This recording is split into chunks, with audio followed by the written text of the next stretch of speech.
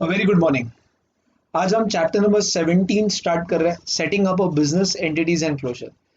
ये जो चैप्टर है, इसके कुछ पहले गाइडलाइंस दूंगा और फिर हम आगे बढ़ेंगे। ये जो चैप्टर इंस्टीट्यूट ने क्या किया है, एक 15 से 20 एक्ट की समरी दो दो तीन तीन पेजेस की डाल दी है। तो इट्स वेरी डिफिकल्ट कि मैं पूरा आपको नहीं किया। वो अभी सपोज फैक्ट्री एक्ट है, तो फैक्ट्री एक्ट को पढ़ाने के लिए मैं कम से कम 10 सेशन भी ले सकता हूँ, बट इंस्टीट्यूट ने क्या किया, एक पॉइंट्स डाले, तो जितना दिया उतना ही पढ़ना है आपने। दूसरी बात है कि इंस्टीट्यूट ने आपके मॉड्यूल में बहुत सारे फॉर्म्स डाले हैं। ये अकेले चैप्टर में कम से कम 100-150 फॉर्म हो सकते हैं, रजिस्टर्स हो सकते हैं। ये नहीं पढ़ना है, इट्स नॉट पॉसिबल। मैंने बाकी चैप्टर्स में आपको बोला है कि पढ़ना है क्योंकि कंपनीज एक्ट लिंक्ड है, बट यहाँ पर आपका कंपनीज एक्ट बेस है, स्पेशलाइजेशन है, तो आपको आना चाहिए। बट इस चैप्टर के लिए आपको फॉर्म्स नहीं पढ़ देना है, शिफ्ट कंट्रोल डिलीट कर देना है। You need not study for the forms. ठीक है ना बात। और थर्ड जो मैं बोल रहा हूँ, इस वीडियो में मैंने पीपीटी बनाया है। I want every one two right down this PPT. आपने लिख लेना है क्योंकि ये समरी बन जाएगा आपका पूरा चैप्टर 17 का। आपने जितना भी पढ़ा मोर देन सफिशिएंट है। मैंने बहुत अच्छे तरीके से इसको समराइज वे में उसको प्रेजेंटेबल बनाया है। ठीक है ना बात। तो मैं आपको समझाते जाऊंगा। आपको जहां लग रहा है आपको लिखना है, आप पॉज करके लिख लेना। ठीक है ना, आपके हाथ में वीडियो कंट्रोल है तो आप पॉज कर सकते हो, लिख सकते हैं, प्ले कर सकते हो। ठीक है ना बात। सबसे पहले यहाँ पर लेबर लॉस लेबर के वेलफेयर के लिए, लेबर के वेल विशिंग के लिए, लेबर्स को प्रोटेक्ट करने के लिए, आज उनका स्टैंडर्ड ऑफ लिविंग बढ़ाने के लिए गवर्नमेंट ने बहुत सारे अलग अलग लॉस पास किए, लाइक मेटर्निटी बेनिफिट, कि वुमेन अगर प्रेग्नेंट होती है तो उसके हेल्थ के लिए हमने कुछ उसको बेनिफिट देना चाहिए। या फैक्ट्रीज एक्ट में आज एक कई लेबर का पूरा स्टैंडर्ड ऑफ लिविंग के लिए बहुत सारे वेजेस बढ़िया मिलना चाहिए, बोनस मिलना चाहिए, ग्रेचुइटी मिलना चाहिए, प्रोविडेंट फंड मिलना चाहिए। तो हर एक एक्ट का कुछ समरी यहाँ पर है। तो आज स्टार्ट कर रहा हूँ, that is factories act 1948। Factories act 1948, अगर आप ईयर देख रहे हो, लगभग 1947 इंडिया गॉट इंडिपेंडेंस। और इंडिपेंडेंस होते ही हमारे सामने चैलेंज था इंडिया में क्वालिटी गुड्स बनाना, लोगों को जॉब देना, लोगों को एजुकेट करना। ठीक है। और बेसिकली सबका स्टैंडर्ड ऑफ लिविंग बढ़ाना। तो India is an agrarian country, ये no doubt about it. But parallelly India को रियलाइज हुआ कि सिर्फ एग्रीकल्चर से कुछ नहीं होगा। एग्रीकल्चर तो बेस है, बट एग्रीकल्चर के साथ इंडस्ट्रियल ग्रोथ भी इम्पोर्टेंट है। और काफी लोग अनएम्प्लॉयड है, तो ये सारे लोग इंडस्ट्रीज में एम्प्लॉयड हो जाएंगे। तो there was a boom in industrial sector. But industrial sector में बूम तो था, पैरेलली इंडस्ट्रीज कहीं ना कहीं लेबर्स को एक्सप्लॉइट कर रहे थे। आज लेबर को टोटली एक्सप्लॉइट कर रहे थे। आज उनको गुड वर्किंग कंडीशन नहीं देना, उनके हेल्थ सेफ्टी पे ध्यान नहीं देना।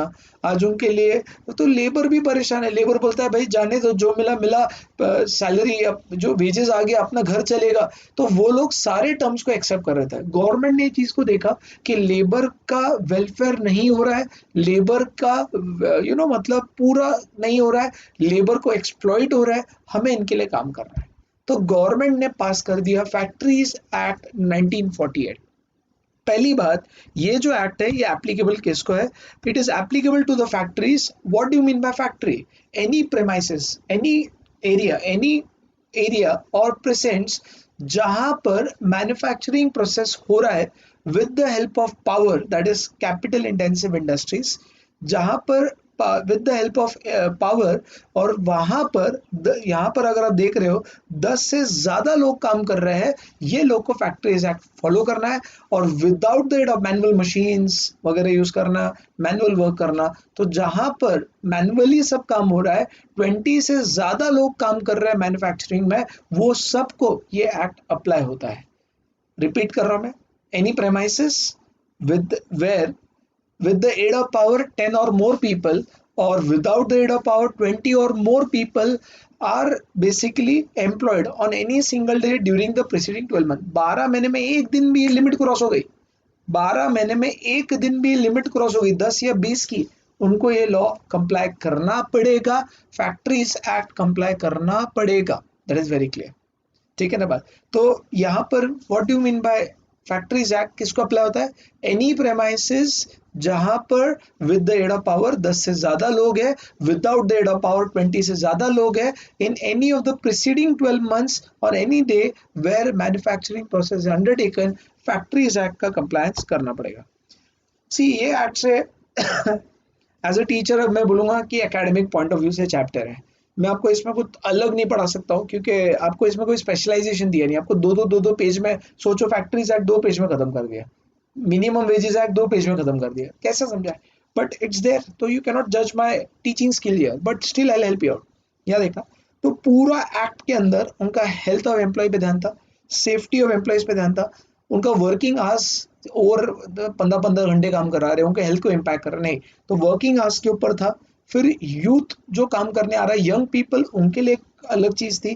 फिर एनुअल लीव, उनको हॉलीडेज मिलना चाहिए, और वेलफेयर के लिए क्या होना चाहिए, ये सब पैरामीटर्स पर हमने काम किया, फैक्ट्रीज एक्ट ने काम किया। फैक्ट्रीज एक्ट चाहता है कि हेल्थ बने रहे, सेफ्टी बना रहे, वेलफेयर हो लेबर का, उनके वर्किंग आवर्स लिमिटेड रहे, यूथ अगर एम्प्लॉयर है उनके लिए क्या क्राइटेरिया हो, और उनको भी paid leave, on leave but you are getting salary मिले।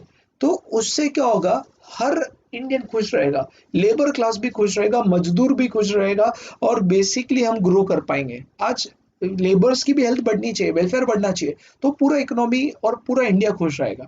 तो फैक्ट्रीज एक्ट का ऑब्जेक्टिव था on health, on safety, similarly on annual leave, then working hours, correct, similarly employment of youth, and welfare के बाद working hours of employee। तो सबसे पहले मैं हेल्थ पे बात करूंगा, किस पे बात करूंगा, हेल्थ। हेल्थ पे बात करने से पहले I want to note down this points, लिखो।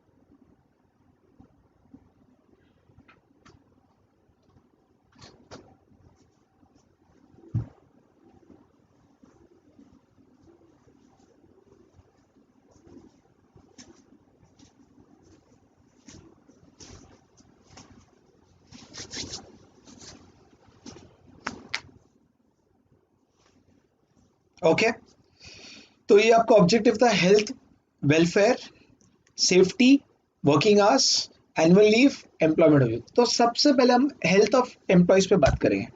सी फॉर हेल्थ, आज वो जहाँ काम कर रहे, धुआं आ रहा है, गंदा पानी पास हो रहा है वहां से, वो लोग को कहीं ना कहीं गलत टेम्परेचर में है, आज वहाँ थूक रहे वो लोग, उनको आज साफ सफाई नहीं है।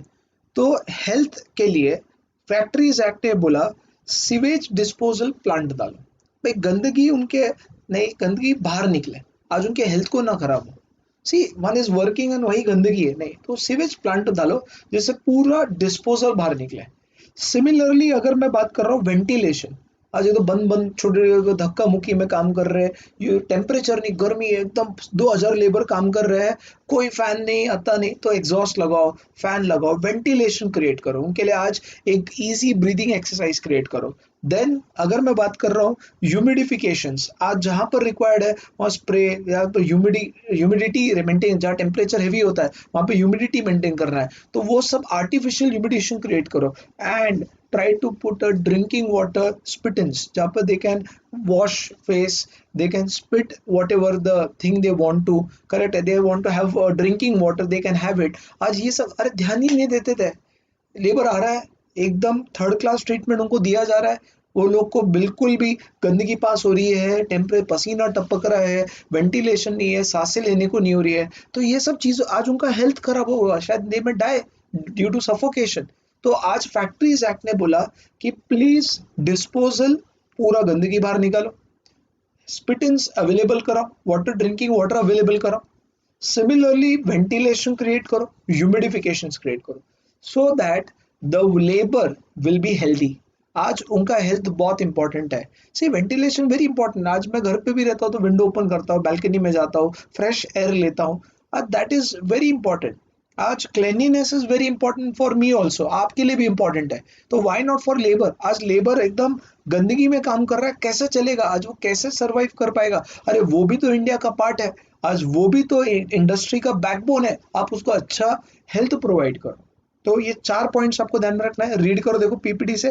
क्लेanलीनेस और disposal of waste and effluents, ventilation, temperature, dust and fumes, temperature बढ़ रहा है, डस्ट उड़ रहा है, तो उसका ventilation, overcrowding, artificially humidification, lighting and drinking water spittoons. ये 4 पॉइंट आपका हेल्थ ऑफ एम्प्लॉयज में आएगा, नीचे हेल्थ ऑफ एम्प्लॉयज, और ये 4 पॉइंट को नोट करना है। Start writing.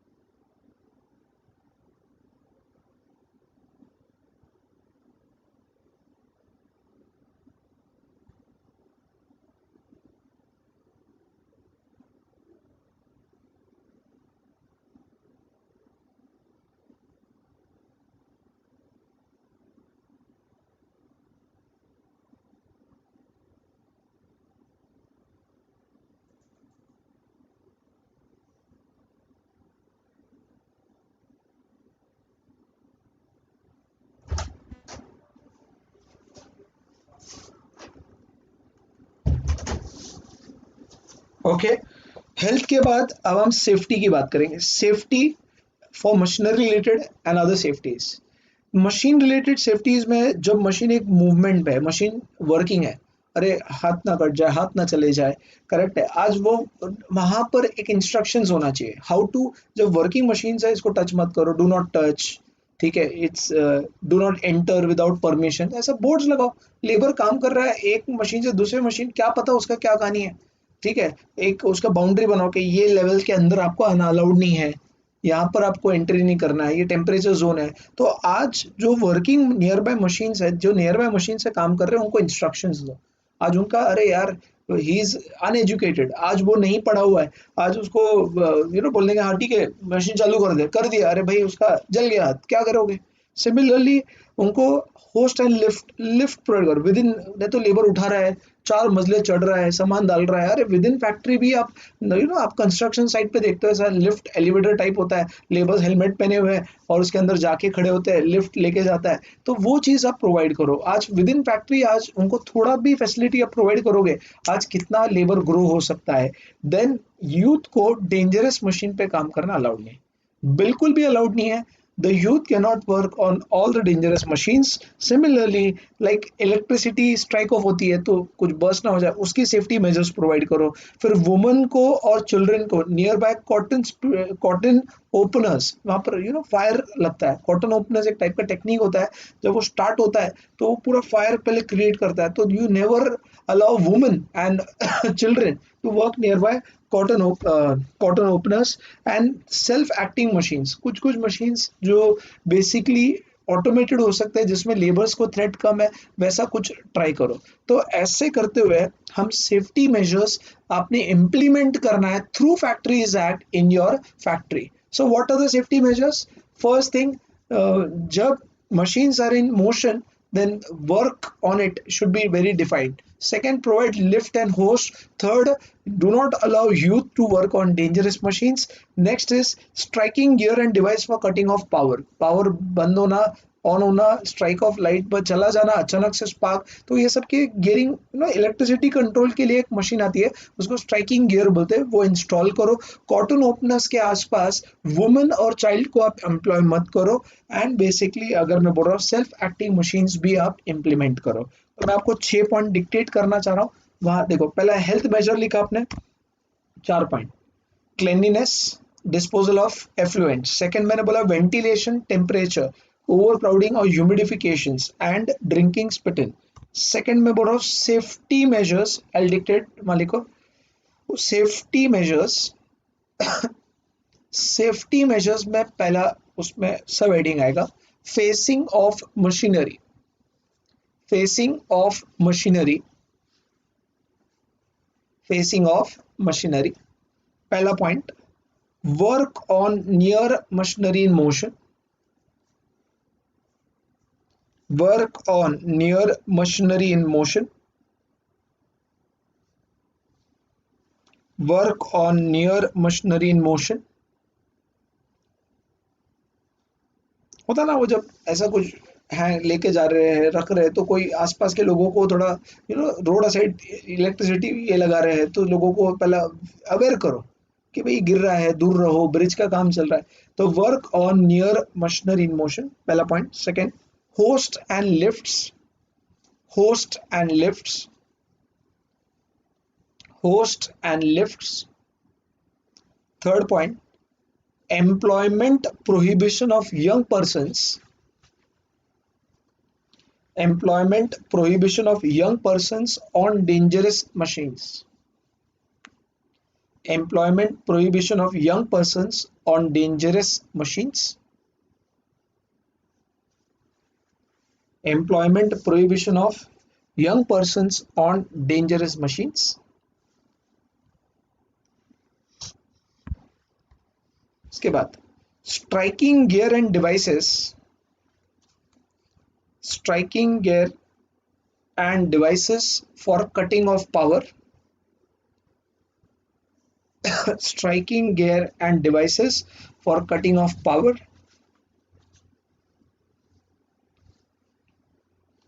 Next, self-acting machineries, self-acting machinery,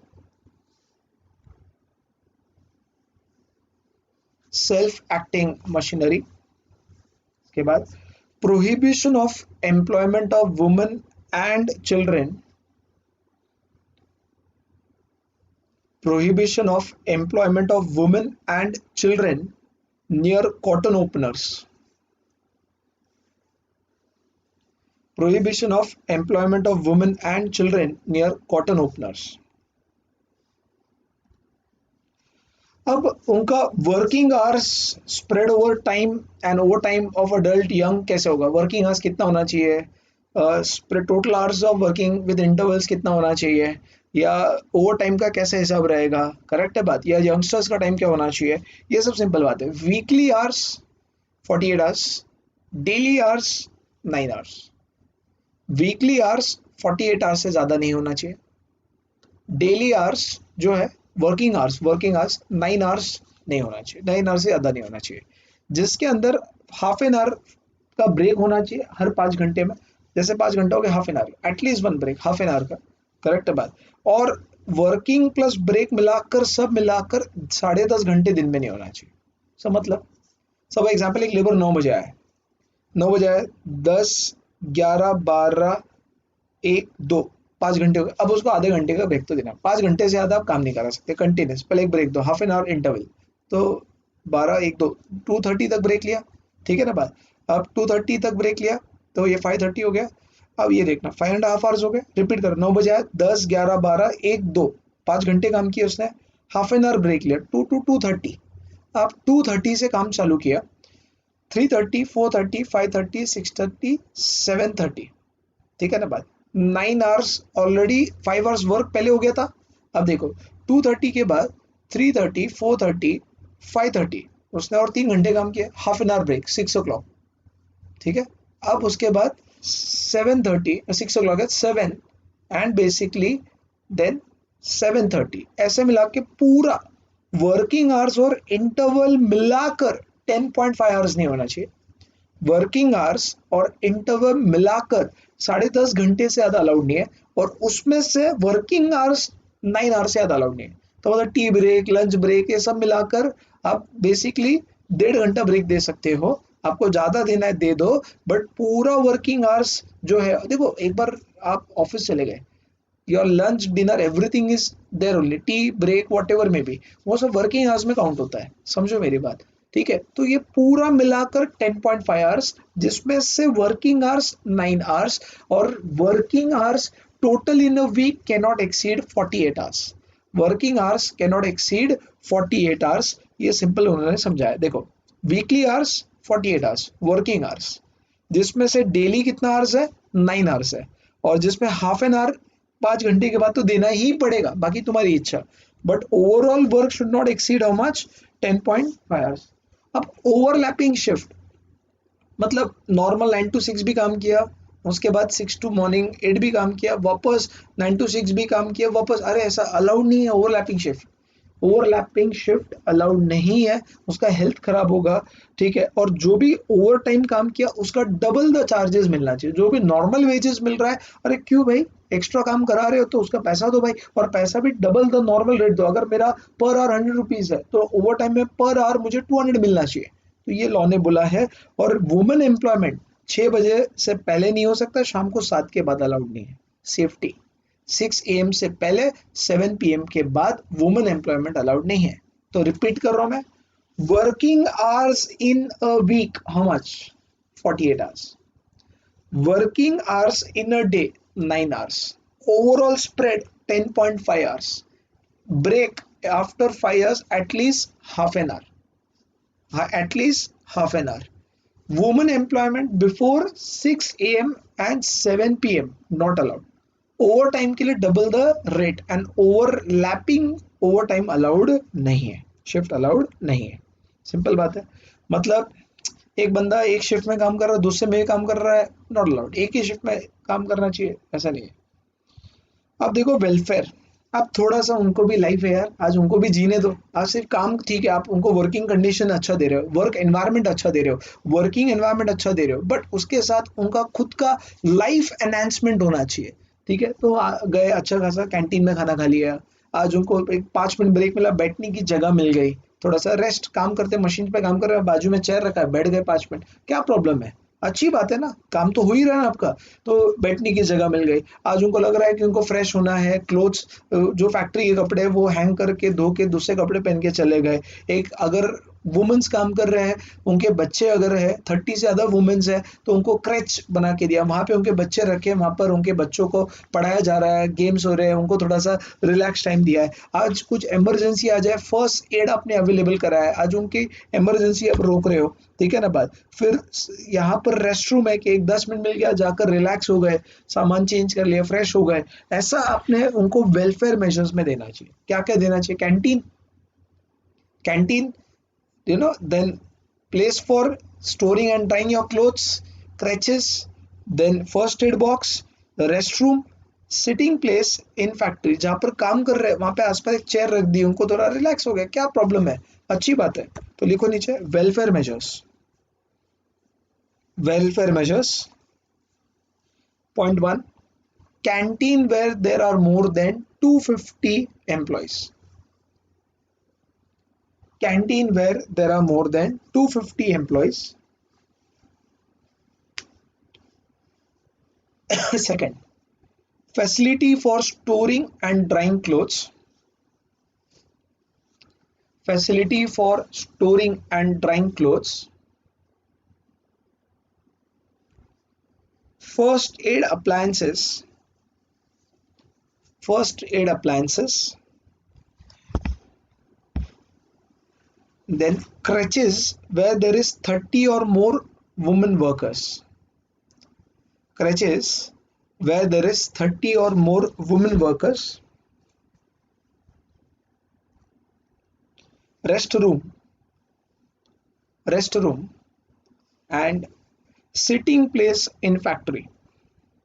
Sitting place in factory.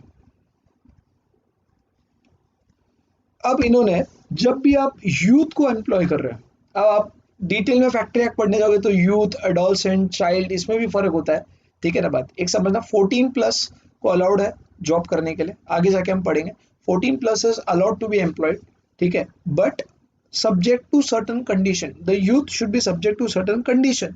पहला जो है, it should not be less than 14 years of age, ये मतलब आपको अभी बता दिया, मतलब 14 प्लस चाहिए। दूसरा, फिटनेस सर्टिफिकेट लाके देना है कि yes they are physically fit age and to work in the factory and there is no problem, उनको कोई मेडिकल इश्यूज नहीं है, आज उनका कोई ऑलरेडी हेल्थ इम्पैक्ट नहीं है, तो they are fit and they are not allowed to work more than 4.5 hours half a day, part time allowed है।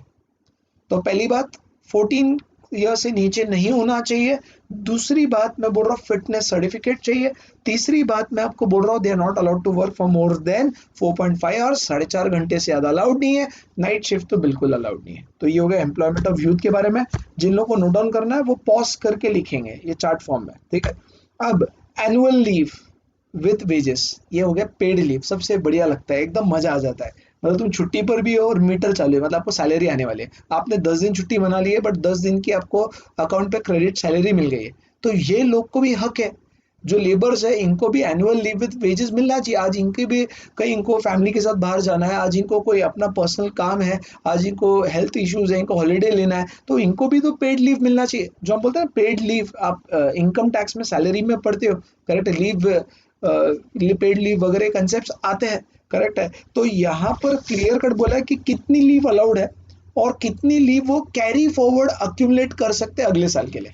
सपोज मैं इस साल एक भी छुट्टी, मैंने 3 प्रॉपर वर्किंग डेज पूरा कंप्लाई किया, मेरा पेड लीव बच गया, वो लीव अगले साल मैं कैरी फॉरवर्ड करके अगले साल हॉलीडे लूंगा।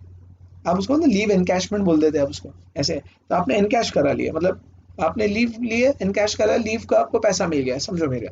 तो यहाँ पर अडल्ट को हर 20 वर्किंग डे पर एक डे फ्री, हर 20 दिन काम किया एक दिन और छुट्टी लिया चलेगा। और चाइल्ड के लिए हर 15 दिन पर एक दिन छुट्टी में अलाउड है। सिंपल बात है। और कितना अक्यूमुलेट कर सकते हैं, you can accumulate to the next year. Adult can accumulate 30 days के मैंने छुट्टी नहीं ली है, मैं मेरे को पेड लीव है, मतलब मैं छुट्टी ले सकता था बट मैंने नहीं लिया, तो मैं ये छुट्टी अगले साल, हॉलीडे अगले साल लूंगा। ऐसे कितने डेज में अक्यूमुलेट कर सकता हूँ next year, 30 days, and child can accumulate 40 days. तो एनुअल लीव विद वेजेस कितनी लीव है, हर 20 डेज पर 1 डे, एंड चाइल्ड के लिए 15 डेज पे 1 डे। और कितनी लीव को आप अक्यूमुलेट करते हो, मतलब आपने हॉलीडे लिया ही नहीं, आप बहुत डेडिकेटेड हो, आपने एक हॉलीडे नहीं लिया, तो आप अक्यूमुलेट कर सकते हो। दैट इज हर अडल्ट के पीछे ही कैन अक्यूमुलेट 30 डेज और child can accumulate 40 days.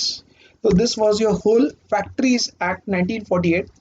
Factories act में हमने पूरा देखा, हमने ये देखा कि फैक्ट्रीज एक्ट किसको अप्लाई होता है, फैक्ट्रीज एक्ट का ऑब्जेक्टिव क्या है, हेल्थ कैसे बढ़ाएंगे, सेफ्टीज मेजर कैसे लाएंगे, वेलफेयर कैसे लाएंगे, यूथ एम्प्लॉयमेंट कैसे होगा, एनुअल पेड लीव कैसे हो सकता है, ये हमने बात किया। Now I am starting with minimum wages act 1948। लिखो आप, मिनिमम वेजेस एक्ट 1948। एक second, just verify.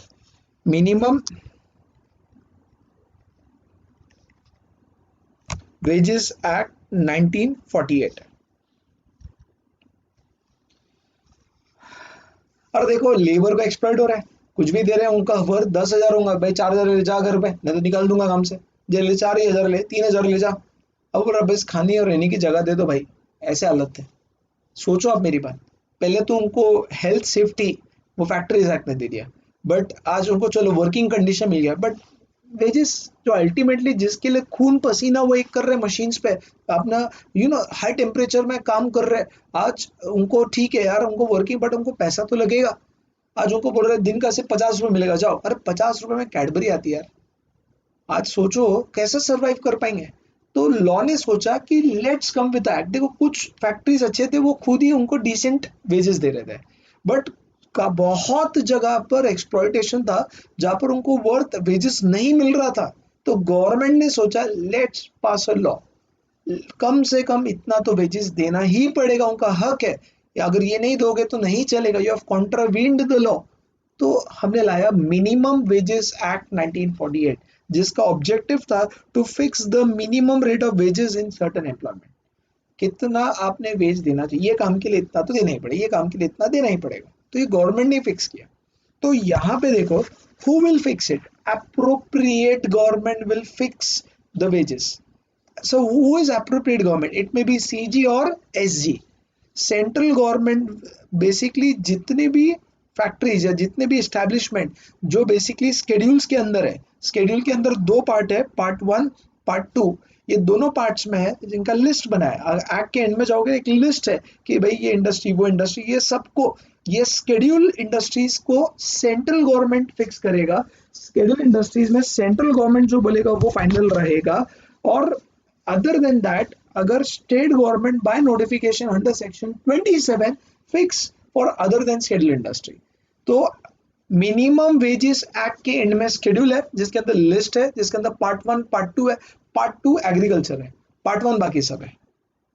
Agriculture part two, बाकी सब पार्ट वन में। उन्होंने लिस्ट बनाई, वो लिस्ट पर कौन, वो सारे इंडस्ट्रीज की लिस्ट है, उसके लिए वेजेस कौन फिक्स करेगा? Central government. और इसके अलावा जो इंडस्ट्रीज है उसके लिए कौन फिक्स करेगा? State government. इसलिए वर्ड आया एप्रोप्रिएट गवर्नमेंट, इसलिए वर्ड आया बेटा एप्रोप्रिएट गवर्नमेंट। तो पहली बात, who will fix the remuneration, minimum wages? It will be fixed by appropriate government which is CG और SG. CG for schedule industry under part one and part two, and other industry central government नहीं, state government आएगा by issuing notification under section 27 कि आपको इतनी wages तो देनी ही पड़ेगी, दिन का 400 रुपए देना ही पड़ेगा, दिन का 300 रुपए देना ही पड़ेगा। एग्जाम्पल ले रहा हूं मैं, करेक्ट है बात सर?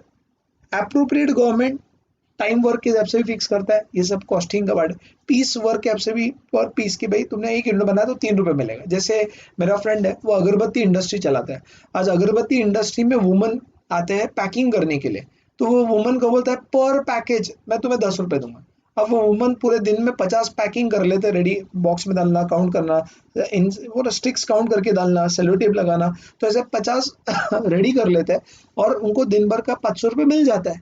तो पीस रेट होता है, time rate per hour per day, correct है। सिमिलरली गारंटीड टाइम रेट कि भाई इतना तो मिलेगा प्लस ऊपर एक्स्ट्रा मिलेगा, ठीक है, काम के ऊपर। And over time rate, over time का रेट अलग सेट कर सकते हैं, टाइम रेट अलग सेट कर सकते हैं, गारंटीड रेट भी सेट कर सकता है, प्लस पीस रेट भी सेट कर सकते हैं। तो मैं चाहता हूं कि आप ये पीपीटी लिखो, स्टार्ट राइटिंग मिनिमम वेजेस है।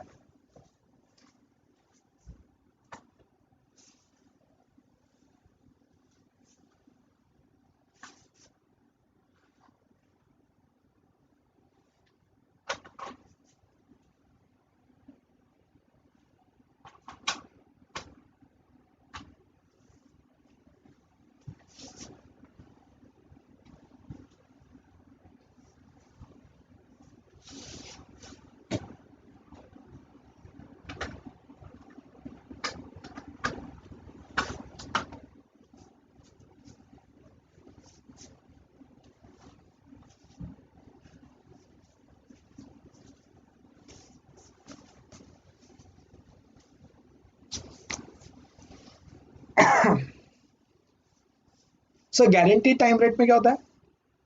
200 रुपए प्लस ऊपर जो पीस रेट लगेगा कि आपने, मतलब it's a mixture of time rate and piece rate.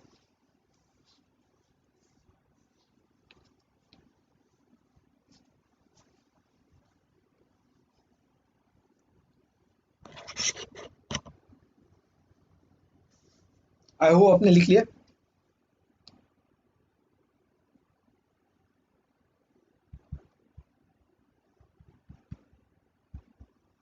चलेगा, अगर नहीं हुआ तो पॉज करके लिख लेना। अब ये देखो sir, minimum rate of wages calculate करते समय क्या क्या कंसिडर किया जाएगा? आप देखते हो सैलरी चैप्टर जब टैक्स में पढ़ते हो तो उसमें क्या क्या आता है? Basic, DA, allowance, child education allowance, travel allowance, convince allowance, आप पढ़ते हो मेडिकल अलाउंस, तो हम कंसिडर करेंगे basic wages, DA and other value of concessions. मतलब आपने कोई खाने पीने की चीजें उनको 10 रुपए चीज 5 रुपए में दी, 3 रुपए में दी, तो 7 रुपए तो आपकी जेब से गया ना, तो वो सब भी आएगा। तो whatever you have provided at a concession rate plus basic and dearness allowance, dearness allowance महंगाई भत्ता, ये सब पकड़ के आपका मिनिमम रेट ऑफ वेजेस में कैलकुलेशन में यूज किया जाएगा। Sir what is the procedure to fix the minimum rate? Either the government will appoint a committee और they will directly pass a notification. एक अलग कमिटी फॉर्म की जाएगी, जो कमिटी उस इंडस्ट्री को स्टडी करेगा, उस इंडस्ट्री में लोगों की क्या जरूरत है, उस इंडस्ट्री क्या कमा रहा है, उस इंडस्ट्री में क्या हो रहा है, वो स्टडी करते हुए क्या करेगा, रेकमेंड करेगा कि इतना होना चाहिए। या तो फिर गवर्नमेंट कमिटी फॉर्म नहीं करते हुए डायरेक्टली खुद होकर नोटिफिकेशन पास करेगा कि देख भाई आपको इतना वेजेस तो देना ही पड़ेगा। तो there are two wage, government form a committee and committee declare it, or government directly issue minimum wages rate by passing a notification। Similarly committee में अब कौन कौन इन्वॉल्व होगा, जो हमने कमिटी फॉर्म की है उसमें कौन रहेगा? यार देखो, it should be win win situation. ऐसा नहीं कि सिर्फ लेबर के लिए ही काम बोलो, एम्प्लॉयर के लिए मत बोलो, या एम्प्लॉयर के फेवर में बात करो। लेबर सब ग्रो करेंगे तो इंडिया ग्रो करेगा, सबके ग्रोथ में सबका वेलफेयर है तो कंट्री का ग्रोथ है। ऐसा नहीं हो सकता इंडिया में कि भाई एक क्लास बढ़ रहा है दूसरा क्लास गिर रहा है, तो इंडिया का ही लॉस है, इंडिया का ही पार्ट है वो। तो इस कमेटी में हम सभी लोग को इनवाइट करेंगे, एम्प्लॉयर, एम्प्लॉय और इंडिपेंडेंट लोग जिनका कोई उस इंडस्ट्री से लेना देना नहीं है, और बेसिकली एटलीस्ट उस इंडिपेंडेंट, सी इंडिपेंडेंट मतलब क्या कि भाई ना इससे फर्क पड़ता ना उसे, मैं अपना हक का सही बताऊंगा जो बताना है। ऐसे इंडिपेंडेंट लोग चाहिए, नॉट बायस, बायस पीपल में spoil.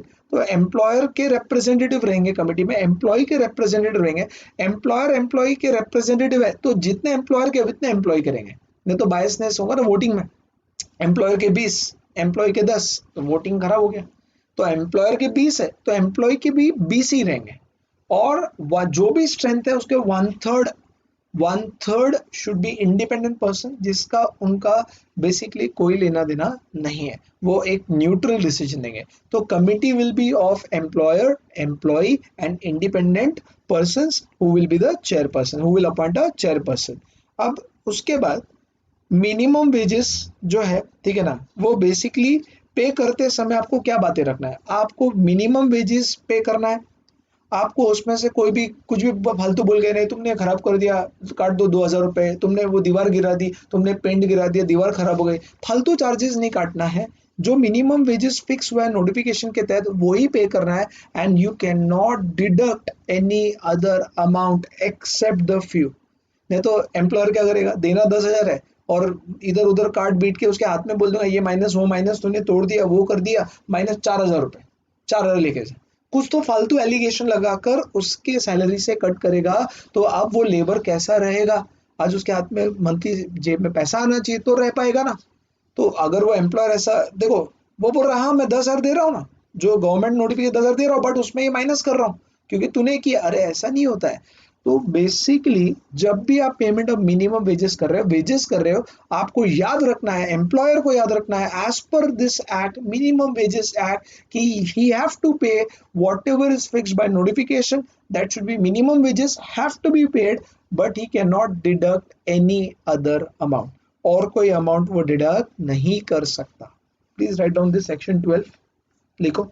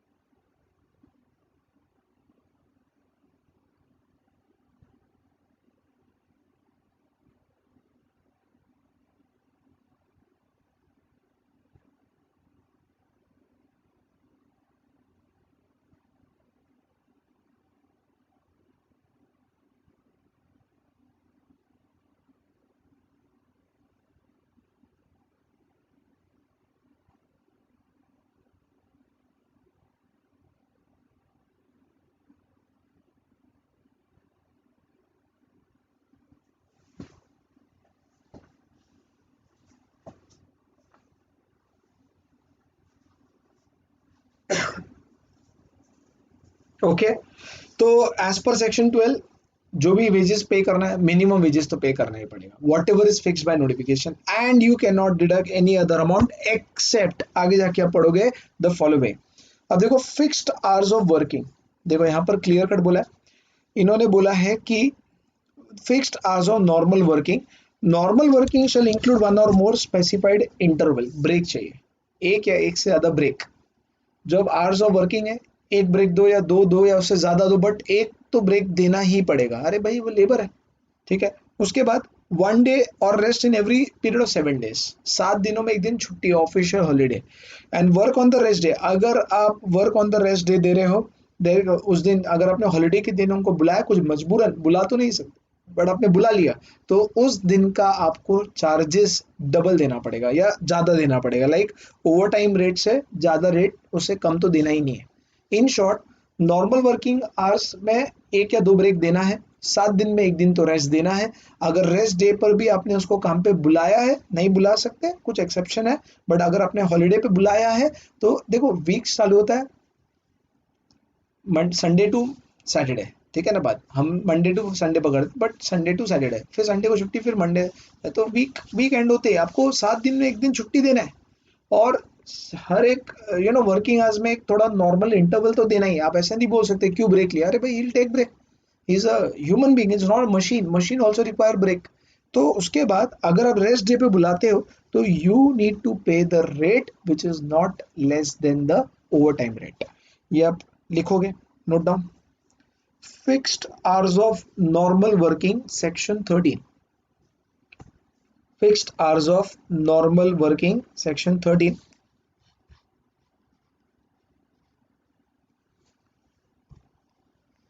Fixed hours of normal working section 13, लिखो, स्टार्ट राइटिंग, स्क्रीन देख के लिखना है।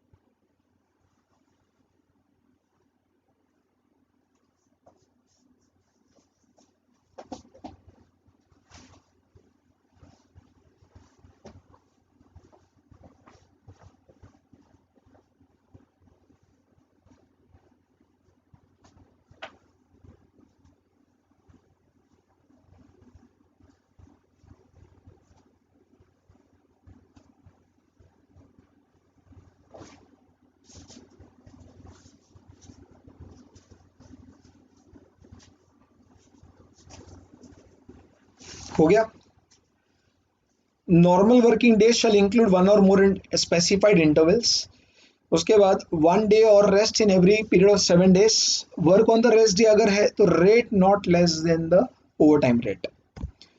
क्या बोला है, अगर नॉर्मल वर्किंग डेज से लेबर ने कभी एक आधी बार कम काम किया, मतलब भाई उसका 9 आवर्स किया, उसने 6 घंटे काम किए, अरे बट यार इतना जालिम मत बनो, उसको पगार दे दो पूरी, वो जेन्युइनली कुछ चाहता रहेगा, वो आया ना 6 घंटे आया, वो ऑल द वे, उसको कुछ इमरजेंसी रहेगा, घर जाना रहेगा, कुछ कारण से उसने नॉर्मल आवर्स से कम काम किया, नॉर्मल डेज से कम काम किया, तो we will assume that he has work for the whole day.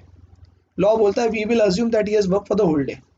But अगर वो विलफुली जानबूझ के ऐसा करके गए, फायदा उठा चल जाते यार, 9 घंटे के 6 घंटा काम करे तो भी 9 घंटे का पैसा मिलने वाला है, एग्जाम्पल है, चला गया, बोले सर जाना है, बोले जाओ, तो उस केस में नहीं मिलेगा, उस केस में नहीं मिलेगा, या वो केयरलेस था या अननेसेसरी जानबूझ के वो कर रहा है तो नहीं मिलेगा। बट अदरवाइज जेन्युइन केस में लॉ बोलता है कि अगर उसने नॉर्मल आवर से कम काम किया, उस केस में आप उसको फुल डे काम किया या उसको पूरे आवर्स काम किया ऐसा अज्यूम करके सैलरी वेजेस दोगे। अरे वैसे ही वर्कर कम कमाता है, देखो यहाँ पे, wages of the worker who works less than normal working days to receive the wages in respect of the work done by him on that day as if he had worked for the full normal working day।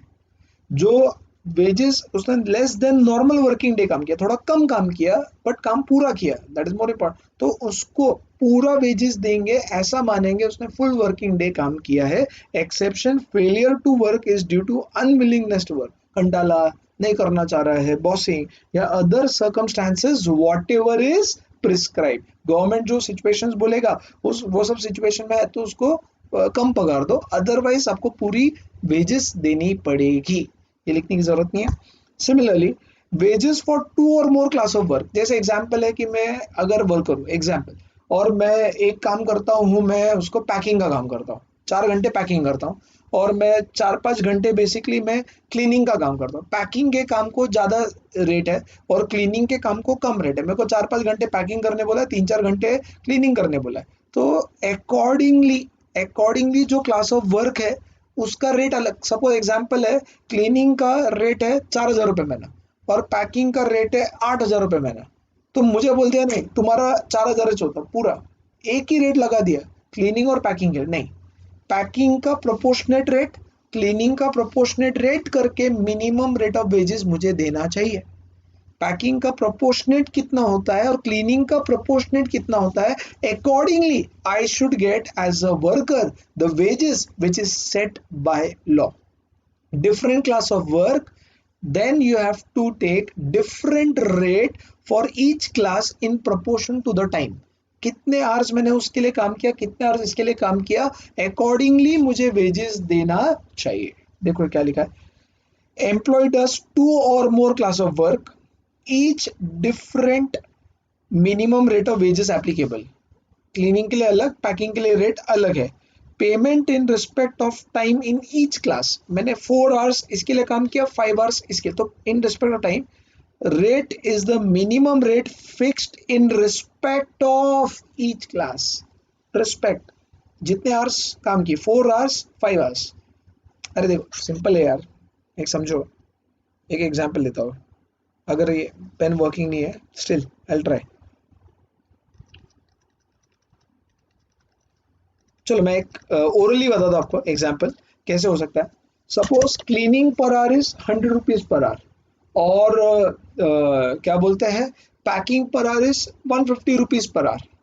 मैंने 10 घंटे काम किए, 5 घंटा cleaning, 5 घंटा packing, तो उन्होंने बोला तुमने क्लीनिंग 100 रुपये इंटू 10 घंटे 1,000 रुपये लेके जाओ। मैं लगा रुको, 100 रुपये इंटू 5 घंटे 500 रुपये, और 150 रुपये इंटू 5 घंटे 750, तो 750 plus 500 I should gate 1250। In respect of time, in respect of each rate I should get the work. समझो मेरी बात, क्लियर है? अब ये लिखोगे, ये चार्ट फॉर्म में लिखोगे, वेजेस फॉर टू और more class of work, section number 16।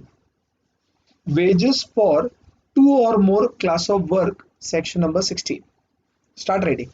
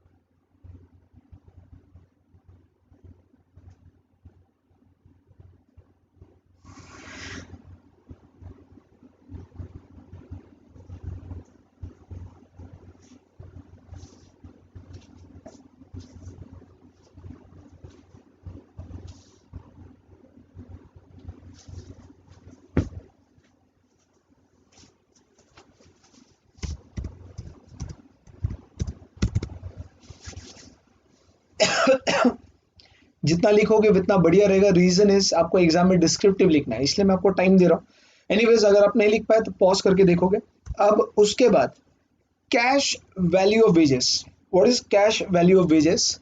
Cash value of wages मतलब कैश वैल्यू ऑफ वेजेस का यहाँ पर क्लियर है कि मैंने इन काइंड आपको कुछ दिया, मैंने आपको क्या कर दिया, ग्रोसरीज प्रोवाइड कर दिया, खाने, मैंने महीने भर का राशन दे दिया, मैंने आपको बेसिकली आपके बच्चे का स्कूल की फीस भर दी, या मैंने आपको बेसिकली कुछ प्रोवाइड कर दिया, चीज़ें प्रोवाइड कर दी, तो वो चीज़ भी वेजेस में कंसिडर किया जाएगा। Instead of giving cash I have given you something in kind. मैंने आपको इन काइंड दिया है, या मैंने आपको कुछ एसेंशियल कमोडिटीज दिए, मैंने आपके घर पे गैस स्टोव लगा के दे दिया, मैंने आपके घर पे पाइप कनेक्शन लगवा के दे दिया, मैंने बोला ठीक है भाई। तो वो सब जो भी मैंने इन काइंड या एसेंशियल कमोडिटी दिया है, रूल्स बोलते हैं, मिनिमम वेजेस एक्ट के रूल्स बोलते हैं कि it should be to as per the pricing should be done as per the nearest market price. आज मार्केट में मैंने जो भी, अगर मैंने सपोज 10 kg वीट दे दिया और 10 kg राइस दिया, वो वीट और राइस मार्केट में 30 रुपीज के जी और 20 रुपीज के जी अवेलेबल है, तो 30 इंटू 10 300 और 20 इंटू 10 200, मतलब 500 रुपीज की वेजेस मैंने दे दी, ऐसा माना जाएगा। क्लियर कट है? तो जो भी चीज मैं वेजेस के जगह पर काइंड में दे रहा हूं, मैंने वेजेस के जगह पर एसेंशियल कमोडिटी दी है, ठीक है ना बात, भले कंसेशनल रेट पे दिया रहेगा, बट वो ऐसा माना जाएगा कि it has been given, consider the market price in the nearest approach. Then it is coming to, अगर एम्प्लॉयर एम्प्लॉय को मिनिमम वेजेस फेल कर दिया है, वो एम्प्लॉय को हक है 6 महीने में जाकर अप्लाई करना कि माय लॉर्ड, या रिस्पेक्टिव होता है कि मुझे मेरा हक का पैसा नहीं मिला है, 6 months टाइम, और ऐसा प्रूव होता है तो authority can take compensation up to 10 times from the employer. Authority can take 10 times, 10 गुना आपसे जो आपको देना है उसका 10 गुना आपसे कंपेंसेशन लिया जाएगा। तो हमने 2 एक्ट देख लिए, factories act 1948, minimum wages act 1948। जहां पर भी आपको लगा आप नहीं लिख पाए, आप वीडियो को रिवाइंड करके आप फिर से लिख लो। Will be proceeding in the next session. अभी के लिए इतना ही। जय हिंद, जय महाराष्ट्र, जय माता दी। Thank you.